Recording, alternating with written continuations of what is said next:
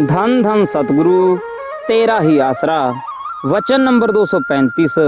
यदि कोई नाम का सुमरण गुरु मर्यादा अनुसार करे तो अंदर की चढ़ाई जल्दी होती है, मगर शर्त यह है कि अभ्यासी के दिल में किसी के प्रति भी निंदा का भाव ना आए। बहुत से सत्संगी मालिक के दर्शनों से वंचित इसलिए रह जाते हैं कि वे अपने दिल में निंदा का भाव रखकर दूसरों की चुगलियां करते हैं। यदि वे ऐसा ना करें और पूरे सतगुरु का दिल से सुमरण करें तो समस्त शरीर में समाई हुई रूह 10वीं गली में पहुंच जाती है। यहाँ रूह को तारामंडल, चांद एवं सूरज दिखने लगते हैं। रूह जब इस मंडल को पार कर लेती है तो आगे उसे गुरु के नूरी स्वरूप के दर्शन होते हैं, जो रूह को मालिक की दरगाह तक ले जाते हैं। वचन नंबर 236।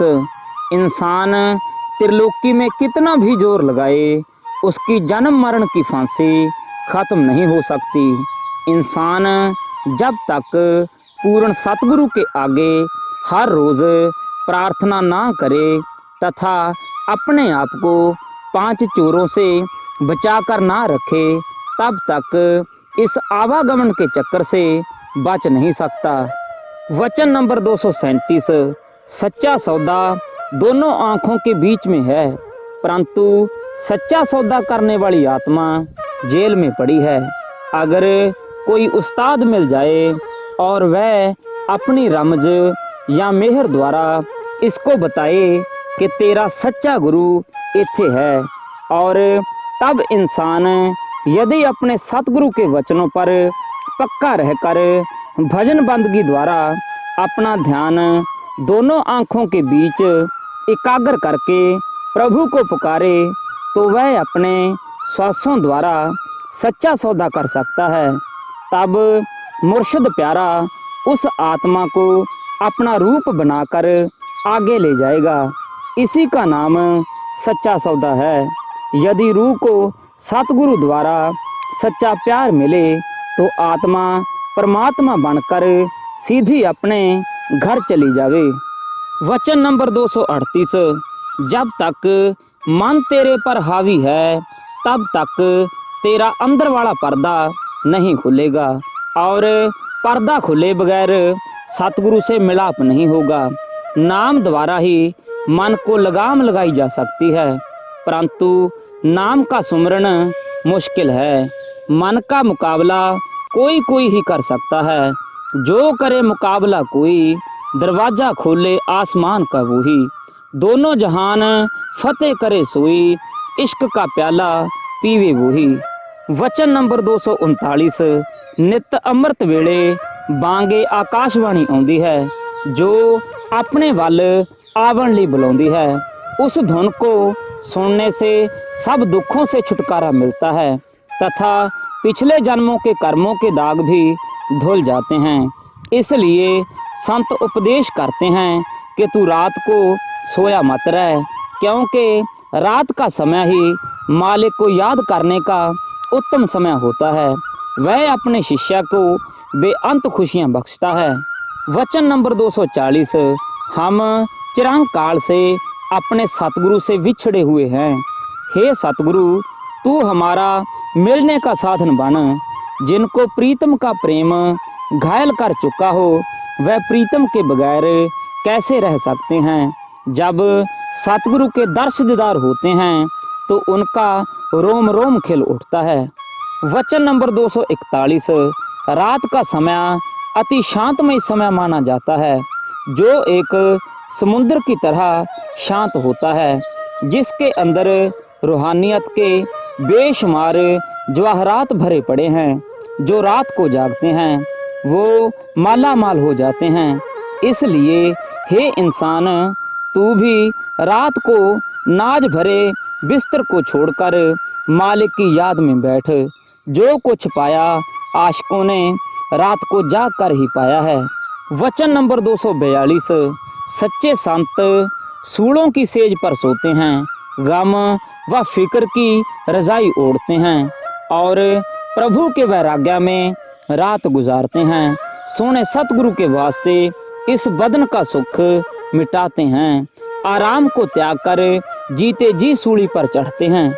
वचन नंबर 243, सुमरण ना करने से रूह का आत्म बल क्षीण हो जाता है, आत्मा कमजोर हो जाती है, क्योंकि उसको भजन सुमरण की खुराक नहीं मिलती। सुमरण सतगुरु द्वारा बताए गए तरीके अनुसार ही करना चाहिए।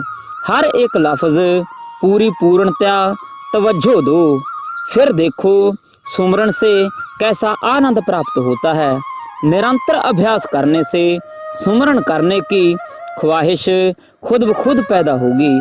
फिर एक दिन ऐसा आएगा जब आत्मा की जीत होगी।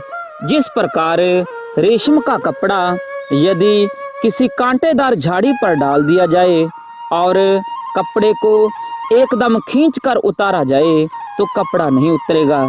यदि आहिस्ता आहिस्ता रेशे निकालकर कपड़ा उतारें तो उतर जाएगा। उसी प्रकार यदि अंदर की बुराइयों को एक एक करके दूर किया जाए तो अंतकरण शुद्ध होगा व सच्चे आनंद की प्राप्ति होगी। वचन नंबर 244, जब पूर्ण सतगुरु के चिताए हुए दो सत्संगी आपस में सच्चे दिल से धन धन सतगुरु तेरा ही आसरा का नारा बोलते हैं तो समझो उनका हज हो गया है। सतगुरु की याद व चर्चा सबसे ऊंचा सुमरण है। वचन नंबर 245, जिसकी मुर्शिद के साथ प्रीत पक्की है वही अंदर से दर्श दीदार कर सकता है। जब तक नूरी स्वरूप अंदर से ना देखे तब तक उसे अपने सतगुरु पर यकीन नहीं आता। भक्त जब अंदर से अपने प्रीतम के दर्शन कर लेता है तो हर वक्त सतगुरु के नशे में रंगा रहता है। फिर उसे दुनियावी पदार्थ अच्छे नहीं लगते। इसलिए प्रेम के घोड़े पर चढ़ो, अंदर वाले राम का पल्ला पकड़ो, अंदर वाले राम को रिझाओ और जिंदा राम को हर समय हाजिर नाजिर समझो। जिंदा राम का हर वक्त मजा लो। वचन नंबर 246, जिसने अपने अंदर से नाम का सुमरण करके अमृत रस का स्वाद चख लिया वह उसका वर्णन नहीं कर सकता। उसका हाल वही होता है जैसे गूंगा व्यक्ति गुड़ खाकर स्वाद का बयान नहीं कर सकता। वचन नंबर 247, अगर कोई आत्मा काल और माया के पंजे से निकलकर सचखंड की तरफ उड़ान भरती है तो आगे बला अर्थात महाकाल खड़ा मिलता है। उससे मुकाबला करके आत्मा सचखंड पहुंचती है और सतपुरुष से जा मिलती है। हर वक्त यही समझना कि मैं कुछ नहीं हूँ, मालिक की रहमत हर रोज आती है। लायक इंसान इसे ग्रहण कर लेता है, अहंकारी पुरुष इससे खाली रह जाता है। सेवा व सुमरण करने वाले के कार्य मालिक स्वयं करता है। वचन नंबर 248, राम शाहूकार सबके अंदर है जो परम संतों की मेहर से ही मिलता है। यह काम उनके बिना और किसी की ताकत नहीं है। वह बलवान है, सब कार्य करने में सर्वसमर्थ है। इस जिंदगी का कोई भरोसा नहीं है। इसलिए इंसान को पूर्ण शांत महात्मा से राम नाम की युक्ति प्राप्त करके मोक्ष का साधन बनाना चाहिए। इसलिए ज़्यादा सोचने का वक्त नहीं है। इंसान को याद रखना चाहिए कि इस दुनिया से एक दिन ज़रूर जाना है। यह दुनिया रहने की जगह नहीं, यह तो एक मुसाफिर खाना है।